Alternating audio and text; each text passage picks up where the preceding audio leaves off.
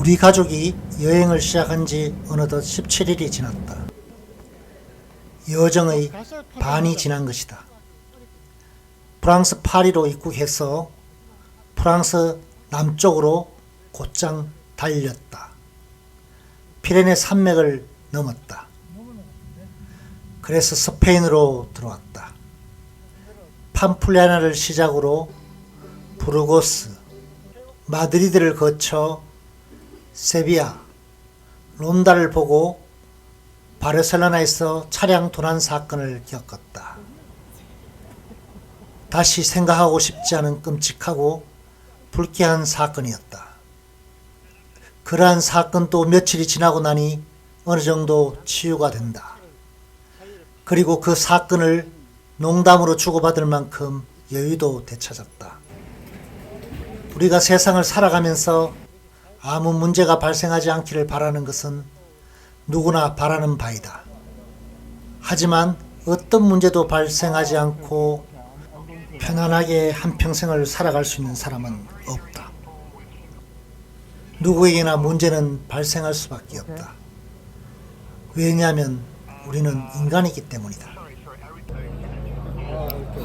가장 끔찍한 시간을 보내는데 그래도 큰아들이 잘 보험사에 전화해서 처리하고 있습니다.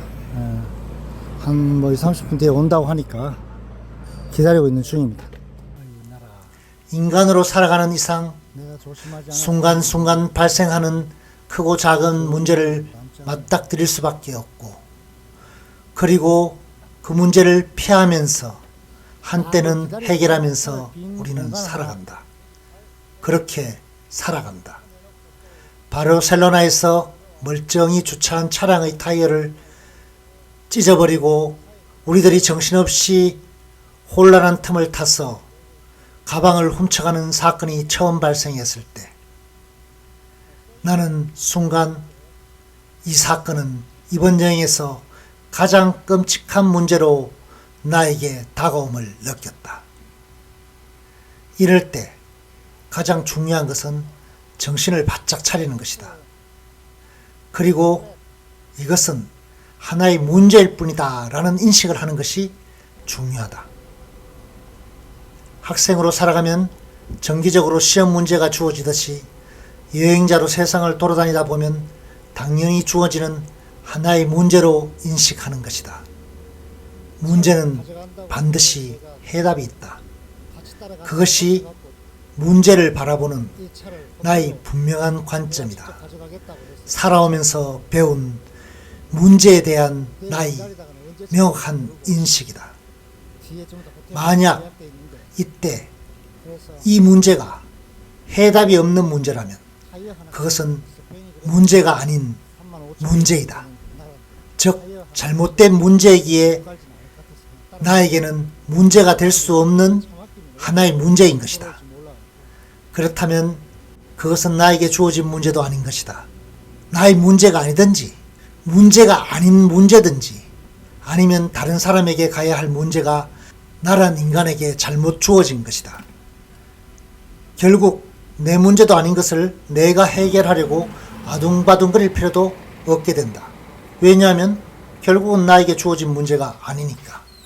바르셀로나 차량 도난 사건은 분명 나에게는 문제였고 또한 해결 방안이 있는 제대로 주어진 문제였다.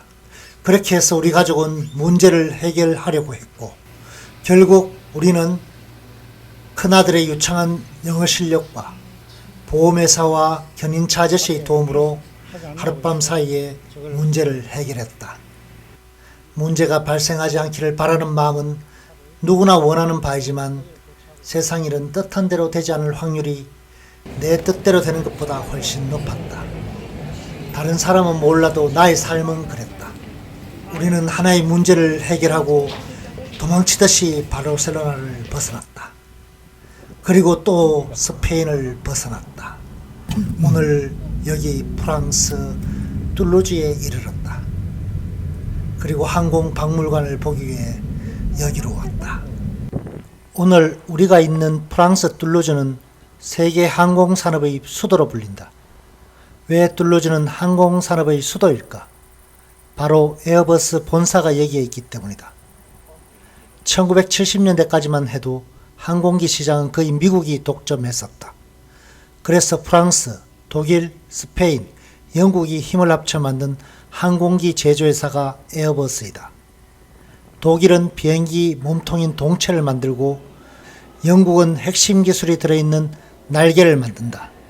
스페인은 꼬리 구조물을 만들어 프랑스 툴루즈에서 최종 조립이 이루어진다.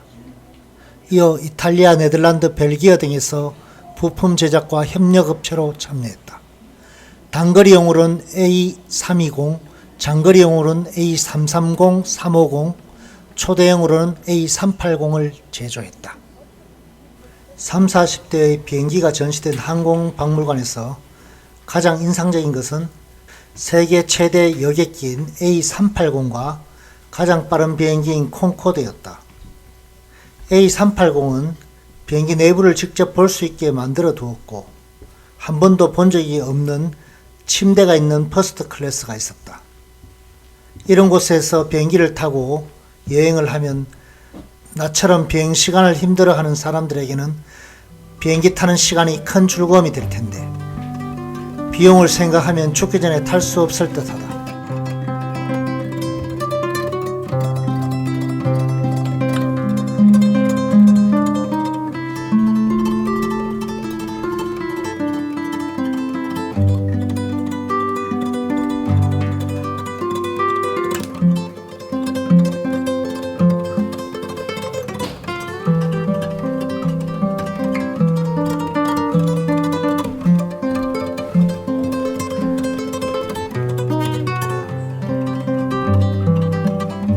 마하 2의 속도로 런던, 뉴욕을 3시간에 날아갈 수 있었던 콩코드도 내부를 보고 놀랐다.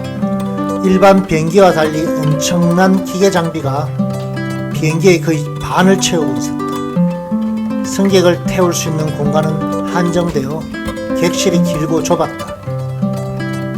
3시간 남짓 보낸 항공박물관에서 의미 있는 시간을 보냈다. 육포랑 호두를 같이 씹는 느낌 맛인데 먹어봐 언니. 뭐라고 맛있다고 해야 되나? 고소하다.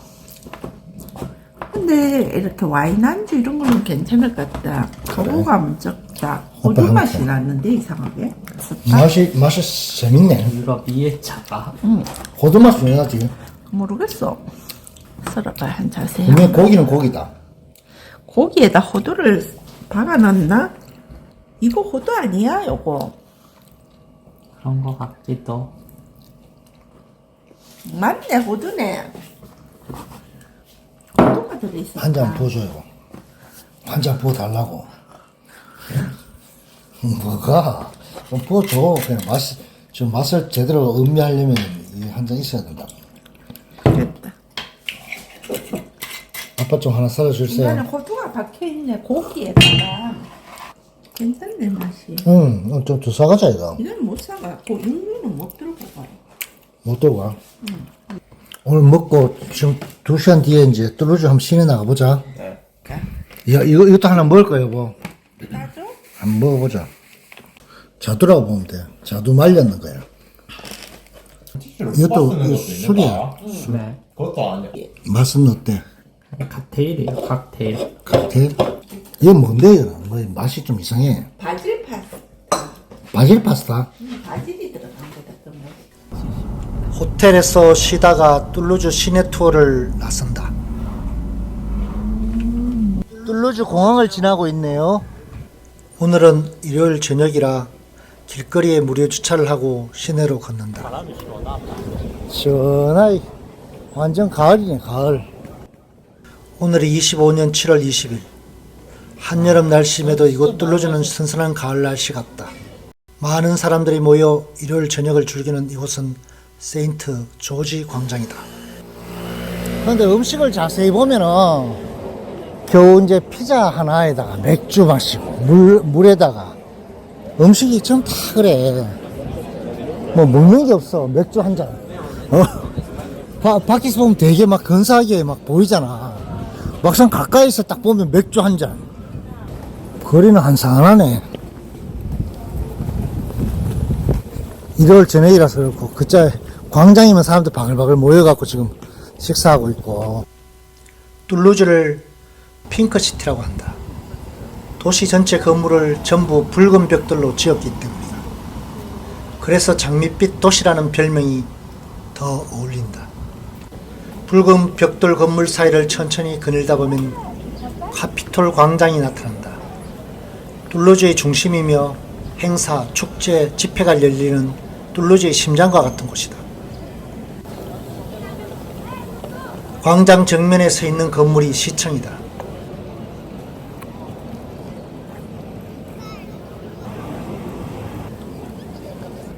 이제 툴루즈의 최고의 명소 가롱강을 향해 간다.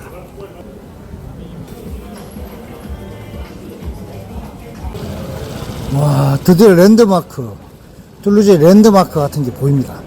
가롱강은 우리가 처음 숙박했던 보르도 시내를 흐르던 그 강이다. 스페인 피레네 산맥에서 발원해서 프랑스 보르도를 거쳐 대서양으로 흘러간다. 이 다리는 새로운 다리라는 뜻의 퐁네프이다. 16세기 말에 짓기 시작해서 17세기 초에 완성한 툴루즈에서 가장 오래된 다리다. 가롱강과 뽕네프는 툴루즈 사람들에게 신과 만남의 장소이다. 해질 무렵이면 사람들이 하나둘 모여든다. 강 위로 석양빛이 퍼져나간다. 퐁네프와 가롱강과 툴루즈가 붉게 물들며 하나가 된다. 천천히 번져나가는 석양빛을 바라보며 우리도 이번 여정에서 가장 여유롭고 한가한 저녁을 맞이한다. 바르셀로나에서 있었던 풀기 쉽지 않았던 문제도 이젠 추억의 벽돌로 변해 차곡차곡 쌓여간다.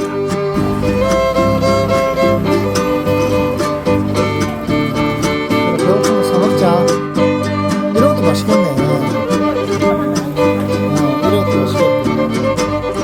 백새우 볶음밥도 맛있겠고. 이것도 어둠이 내리니 캐피톨 광장도 더욱 빛난다. 문제도 해결하면 추억이 된다는 은밀한 사실을 다시 한번 확인한 툴루즈 여행이었다.